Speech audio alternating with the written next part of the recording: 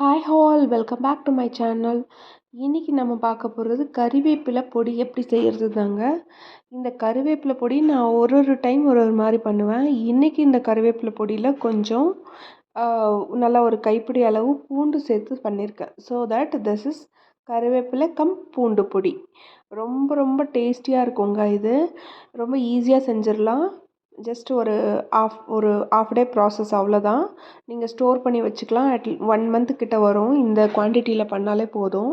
நீங்கள் hot rice நல்ல சுடு சாதத்தில் ஒரு ஸ்பூன் ஆஃப் நெய் விட்டுட்டு இதை ஒரு ஸ்பூன் போட்டு பிசைஞ்சு சாப்பிட்டிங்கன்னா அவ்வளோ டேஸ்ட்டாக இருக்கும். சிம்பிள் ரெசிபிங்க. ஜஸ்ட் நான் அப்படியே சொல்கிறேன், நீங்கள் இதையே அப்படியே ஃபாலோ பண்ணுங்கள். நான் இன்றைக்கி ஒரு 10 ருப்பீஸ்க்கு நம்ம வாங்கினா கருவேப்பிலை எவ்வளோ கொடுப்பாங்களோ அந்த அளவு கருவேப்பிலை எடுத்திருக்கேன். கைப்பிடினா 2 கைப்பிடி கருவேப்பிலை வந்திருக்கும், அவ்வளோதான். நான் ஃபஸ்ட்டு உங்களுக்கு நியூஸ் பேப்பரில் காமிச்சிருப்பேன் எந்த அளவுக்கு கருவேப்பிலை இருக்குதுன்னு சொல்லிட்டு. ஸோ அது வேணுன்னா பார்த்துக்கோங்க. அந்த அளவு நீங்கள் கருவேப்பிலை எடுத்திங்கன்னா போதும். அதை வந்துட்டு நல்லா வாஷ் பண்ணிவிட்டு ட்ரைன் பண்ணிவிட்டு தண்ணி இல்லாமல் ஒரு நியூஸ் பேப்பர் ஒரு காட்டன் கிளாத்தில் நீங்கள் வீட்டுக்குள்ளவே நிழல்லையே காய வச்சாலே போதும். ஒரு 2 ஹவர்ஸில் இது நல்லா ட்ரை ஆகிடும். அதில் இருக்க ஈரமெல்லாம் போயிடும்.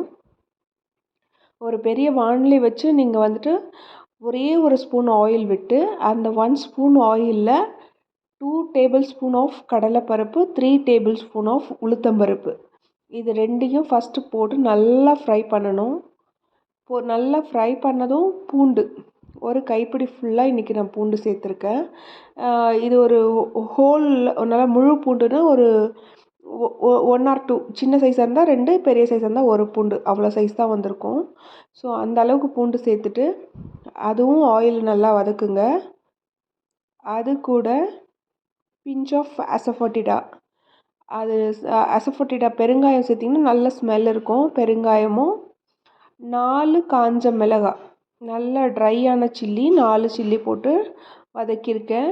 ப்ளஸ் நம்ம காய வச்ச இந்த கருவேப்பிலையை சேர்த்து வதக்கியிருக்கேன். அவ்வளோதாங்க.